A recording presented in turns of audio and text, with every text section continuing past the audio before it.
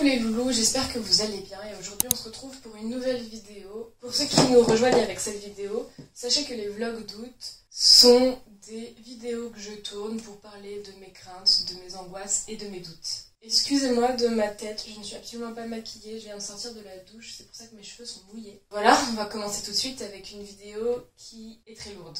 D'autant plus que je n'ai pas fait de recherche pour cette vidéo parce que je sais qu'au lieu d'adoucir mes angoisses, faire des recherches va les multiplier. Parce que je me dirais que tous ces troubles qu'il y a, je les possède et du coup je ne vais pas savoir comment m'en sortir et tout. Ça va vraiment m'angoisser. J'ai toujours pensé que malgré mes doutes par rapport à mon corps, j'avais plutôt une relation saine avec la nourriture. En tout cas, j'avais réussi à avoir quelque chose de plutôt sain. Mais que nenni les gars, que nenni. Aujourd'hui, après mon deuxième mémoire, où mes angoisses ont doublé, mes craintes face au futur, le manque de confiance en moi et la solitude m'ont poussé à me réfugier en partie dans la nourriture. Donc je doute fortement de ma relation saine à la nourriture. Je crois que ça va être le doute écrit le plus long de la série. Mais durant mon mémoire, j'ai beaucoup mangé. Parce que c'était rassurant. La nourriture nous rassure, elle nous fait du bien, elle nous fait plaisir. Littéralement, puisque lorsqu'on mange, notre cerveau libère des hormones, je crois que c'est des hormones, peut-être la dopamine, la sérotonine. Le seul moyen durant cette période d'avoir ma dose de bien-être, de plaisir, ou de choses qui me rassurent, c'était la nourriture. Ou le sport, mais comme je ne pouvais absolument plus faire de sport et que j'étais hyper frustrée, je me lâchais sur la nourriture. Mes crises démarrent habituellement quand j'ai l'impression, que mon corps a l'impression d'avoir été trop privé pendant trop longtemps. Ou alors quand mon corps sent que je vais me priver pendant un certain temps. Mais tout ça évidemment c'est dans une période de stress et d'angoisse qui fait que mon corps se dit qu'il doit trouver sa dose de plaisir. Puis la plupart du temps je vais commencer à grignoter parce que j'ai pas le temps de manger. Ensuite je vais me dire que autant faire un vrai repas quitte à perdre du temps sur ce que j'étais en train de faire. Je vais manger ce repas tellement rapidement du coup que je vais même pas avoir conscience que je l'ai mangé. Et comme en fait je vais pas me faire un vrai repas parce que je vais me faire un truc rapide à cuisiner, je vais même pas avoir conscience que j'ai mangé un repas. Alors forcément à ce moment-là je ne suis pas rassasiée et du coup je continue à manger autre chose. Puis finalement je vais me dire c'est complètement stupide, là t'es en train de manger trop, autant ne pas manger ce soir, te priver un petit peu après et oui je mangerai moins le soir, je mangerai moins après. Sauf que à ce moment-là, mon corps se dit « Oh là là, elle va nous priver !» Et du coup, il va manger en fait énormément. Ensuite, je sais aussi que j'ai un déclencheur, c'est quand je dois me mettre au travail. J'arrive pas à me mettre au travail sans grignoter quelque chose, sans manger, quand je dois écrire, quand je dois faire des recherches, quand je dois faire quelque chose sur l'ordinateur qui ne me plaît pas, ou qui me met mal à l'aise, dont j'ai besoin d'un courage pour pouvoir le faire, je sais que je mange. Et le problème, c'est que souvent, dans ces moments-là, je mange. Puis ensuite, je fais tout ce qu'il faut faire dans ma chambre. Je fais le ménage, je range tout, je classe des photos, je fais n'importe quoi d'autre. Puis au bout d'un moment, je me dis, bon, il faut vraiment que je me mette à travailler. Donc je remange, puis je refais un autre tour de ma chambre, puis je remange. Voilà, je mange pour me donner du courage, mais ça fonctionne pas. Je mange pour me lancer, mais je me lance jamais. Donc je continue à manger. Je pense que j'ai construit une mauvaise représentation de la nourriture. Parfois utilisée pour combler un vide affectif, pour me donner du courage, me rassurer et parfois comme récompense à quelque chose. En faisant ça, je n'ai fait qu'aggraver des prédispositions que j'avais pour développer des troubles. Je tiens à dire que je n'ai pas de troubles. En tout cas, je n'ai aucun diagnostic qui dit que j'ai des troubles du comportement alimentaire. Et je pense être plutôt saine à ce niveau-là. Je pense que je suis vraiment sur la limite, que à chaque fois que je dois tomber dans quelque chose de malsain, je me retiens et je suis en mode stop. Je pense que là, on arrête là. Parce que j'arrive à m'arrêter juste à la limite du problème. Aujourd'hui, la nourriture et ma relation à elle ne m'empêchent en rien. Sauf d'aller au KFC, mais ça c'est pour autre chose. Je pense que j'ai toujours eu des problèmes avec la nourriture, mais je ne développerai pas cette partie-là dans la vidéo parce que c'est vraiment trop personnel et que pour le coup, je n'ai pas du tout envie de l'exposer sur internet comme ça. Quoi qu'il en soit, j'ai souvent eu un rapport de frustration-compensation qui ont forcément nourri la manière dont je voyais la nourriture. Au confinement, j'ai commencé le jeûne intermittent. Pour ceux qui ne connaissent pas, le jeûne intermittent, c'est se priver une partie de la journée ou de la semaine. Au début du confinement, je faisais toute la semaine normale et le samedi, je jeûnais pendant 24 heures. Ça a été prouvé que le jeûne intermittent apporte de bonnes choses au corps. Ça permet le renouvellement des cellules. Et je sais aussi que quand on est malade, ça dépend quoi évidemment, mais ça peut faire du bien de jeûner quelques temps. Il faut pas trop manger quand on est malade parce que digérer ça puise de l'énergie. En revanche, il faut quand même avoir bien mangé avant de jeûner parce que soigner son corps ça demande de l'énergie. Je déconseille en revanche le jeûne intermittent à n'importe quelle personne ayant des prédispositions ou des tendances à avoir des TCA et des troubles du comportement alimentaire. Parce que ça déglingue tout, mais vraiment tout. Je pense que chez moi, ça a vraiment fait grandir quelque chose de particulier. J'ai commencé à être ultra rigide sur mon jeûne intermittent. Je l'effectuais tous les jours. J'avais une fenêtre de 16 heures de jeûne et une fenêtre où je pouvais manger pendant 8 heures. J'étais vraiment régulière et quand je l'étais pas, ça me frustrait de pas l'être. Je me disais que je ratais quelque chose en fait. Je pense que ça, c'est pas forcément dû à ma relation à la nourriture, mais c'est dû à mon intolérance vis-à-vis de moi-même sur certains points et à ce contrôle et à cette rigidité que j'ai envers moi-même. Mais c'était vraiment une bêtise, quoi. Je faisais également extrêmement attention à ce que je mangeais, au-delà du fait que je ne mangeais pas de viande. Je faisais attention au sucre ajouté dans les différents produits, au sel, au gras.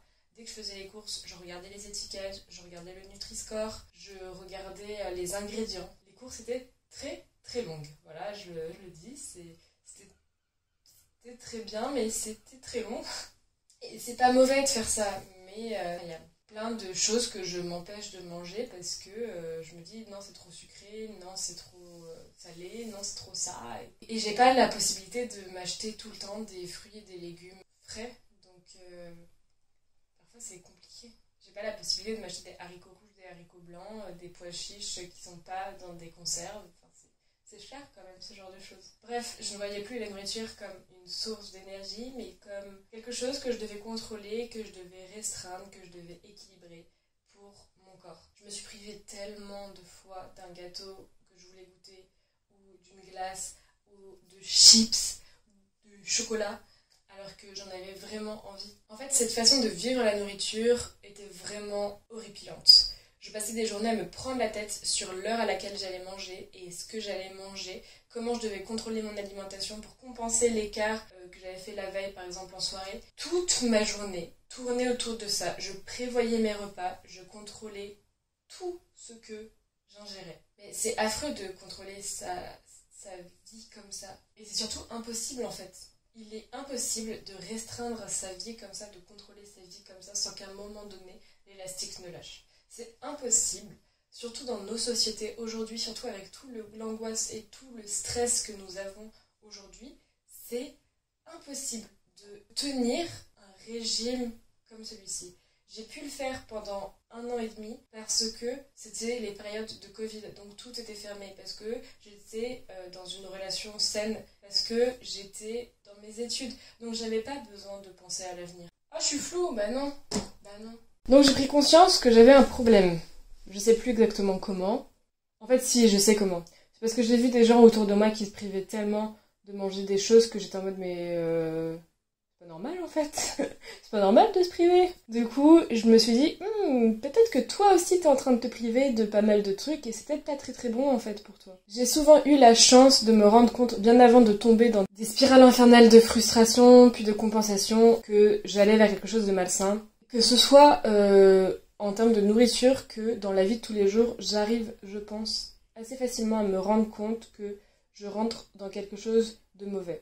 Après, ça m'arrive parfois de pas réussir à résister à cette spirale parce que c'est le propre d'une spirale, en fait, ça t'emporte et voilà.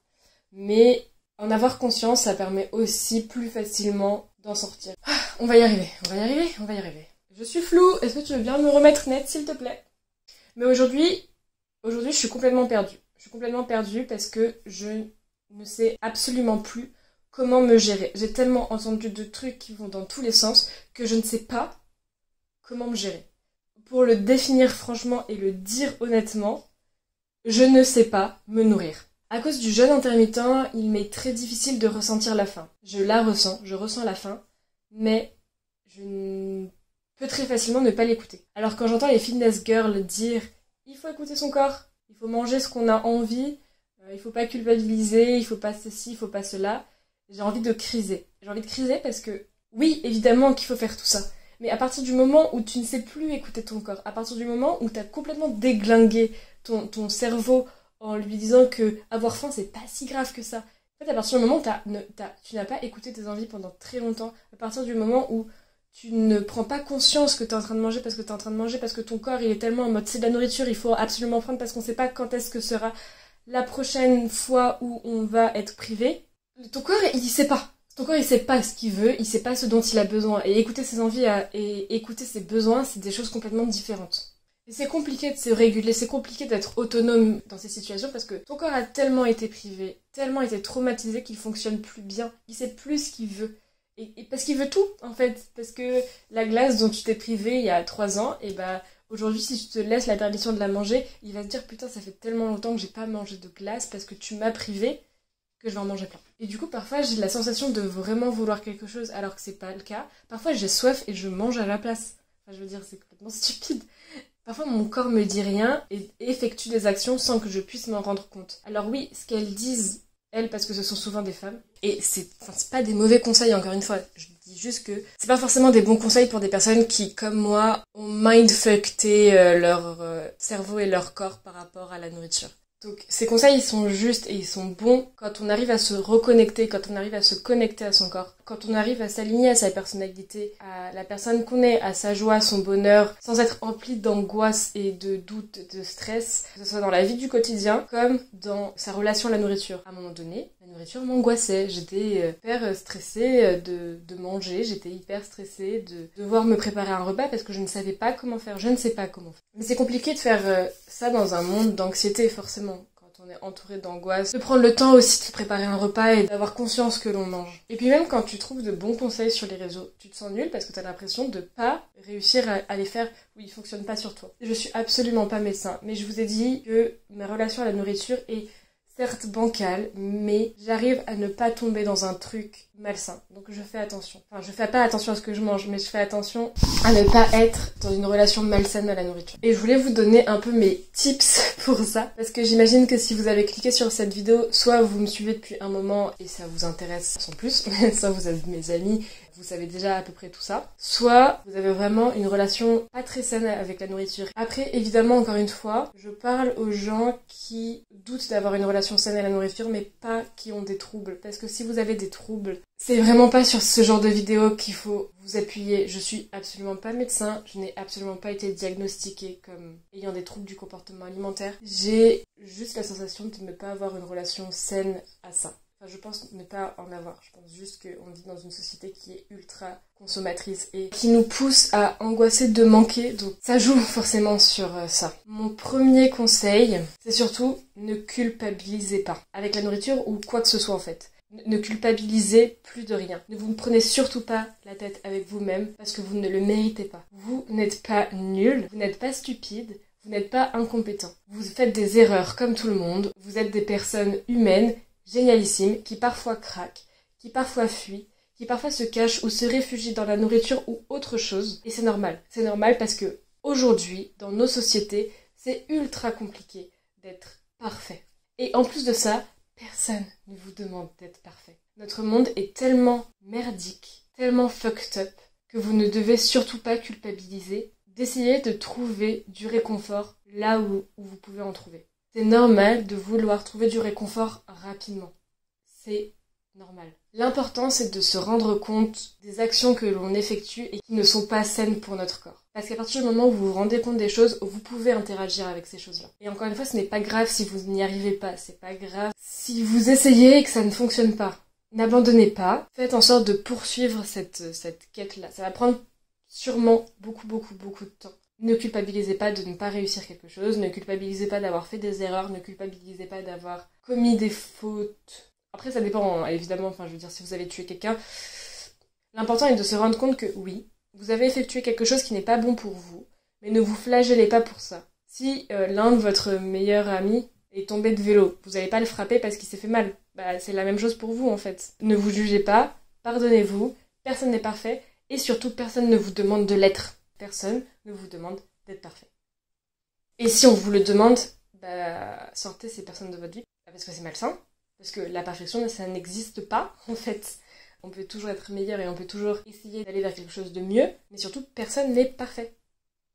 Voilà. Et puis mieux par rapport à quoi, par rapport à qui, enfin, je veux dire, tout un autre univers, de toute façon, cette question-là. Ensuite, deuxième conseil, et je pense que vous l'avez sûrement entendu maintes et maintes fois, et je sais que c'est compliqué de le faire, mais c'est de prendre son temps. De prendre son temps autant pour cuisiner que pour manger. J'ai vraiment la flemme de me préparer à manger et j'arrive pas à trouver le temps de me faire des vrais repas. Mais il le faut. Il faut que j'arrive à trouver du temps. D'abord parce que prendre le temps de cuisiner, je suis désolée si je suis floue, mais j'ai encore plein de choses à faire aujourd'hui, donc il faut que je m'active. En plus, cette vidéo est déjà sortie en retard. Prendre le temps de se cuisiner quelque chose, ça permet de prendre conscience que vous allez manger. Vous allez saliver, vous allez avoir envie de manger ce que vous préparez. C'est pour ça qu'on dit souvent que l'appétit passe par les yeux, ou je sais plus trop quoi, mais il y a un truc comme ça où regarder un plat va nous donner envie d'avoir faim, et du coup on va prendre conscience que on va manger. Et aussi, voir un plat qui a l'air appétissant nous donne envie de manger. Et donc, on prend conscience qu'on a envie de manger et qu'on va le manger. C'est compliqué de dire ça, mais si vous êtes au bureau, il faut vous déplacer. Ne mangez pas là où vous travaillez. Je vous donne des conseils que je n'arrive pas à effectuer. Je sais que c'est compliqué. Mais ne mangez pas là où vous travaillez parce que votre cerveau n'a pas enregistré le fait que vous ne travaillez plus et vous allez toujours penser à votre taf si vous mangez au même endroit que vous travaillez. Déjeuner et dîner dans des endroits où vous ne travaillez pas. En gros, vous dites à votre cerveau, Coco, là tu vas manger, ok? Donc tu vas te concentrer sur ta nourriture, tu vas pas te concentrer sur ton travail. Même si ça t'angoisse, hop, on arrête, tu prends ton temps, tu te concentres sur ton repas. Évidemment, il faut prendre le temps de manger. Et encore une fois, je sais que c'est compliqué, que c'est complexe. Je suis la première à ne pas suivre ce conseil. Genre, je mange en 10 minutes. Mais vraiment, les gars, je mange en 10 minutes. Je me prépare à manger en 15 et je mange en 10 minutes.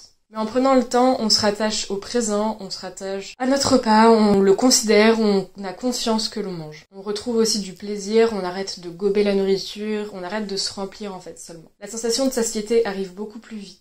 Personnellement, pour prendre le temps, j'écoute un podcast. Je regarde pas de film ni de série parce que je me concentre pas du tout sur mon repas. En revanche, quand j'écoute un podcast, je me concentre sur ce qui est dit, mais j'arrive à me focaliser sur mon repas. Après, vous devez trouver votre manière de fonctionner, évidemment. Je vous donne juste le mien comme ça. Même si j'aimerais beaucoup pouvoir regarder mes shows préférés, surtout que Only Murders in the Building sort aujourd'hui, la saison 3. Du coup, j'ai trop hâte de la voir. Mais il va falloir que je prenne le temps de la voir en dehors de mes pauses déj.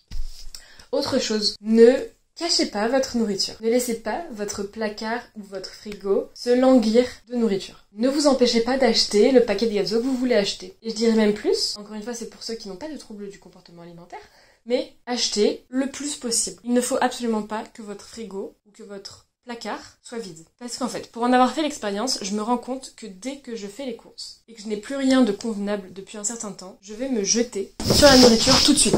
Parce que littéralement, ces produits me manquaient. Ça m'arrive par exemple de manger mes tofu teifu, qui sont des tofu que je trouve très bons, mais qui sont vendus par deux et qui sont vraiment très chers. Ça fait 200 grammes, mais ça me coûte 2,60 €, un truc comme ça, c'est vraiment super cher. Mais du coup, ça m'arrive de les manger d'un coup. Alors que c'est stupide parce que je perds de l'argent et puis je l'ai plus et du coup, ça va me remanquer et du coup, quand je vais en racheter, je vais remanger les deux et du coup, ça déclenche un processus de privation et de compensation. Alors que je veux même pas le déclencher, ce processus-là. C'est juste que cette nourriture me manquait parce que j'aime ça. Mais comme je suis pas riche, je vais pas en racheter tout de suite. Mais du coup, je vous le dis, c'est peut-être mieux de acheter un peu tout le temps plutôt que faire de grosses courses d'un coup et attendre qu'il n'y ait plus rien pour pouvoir en refaire. Un autre conseil à durée déterminée, j'ai appelé ça comme ça, c'est de calquer ses repas sur des personnes de votre entourage qui n'ont pas de problème avec la nourriture ou qui ont une relation très saine avec. Ok, c'est parti, on est à la fin, tu tiens, petite batterie, tu tiens.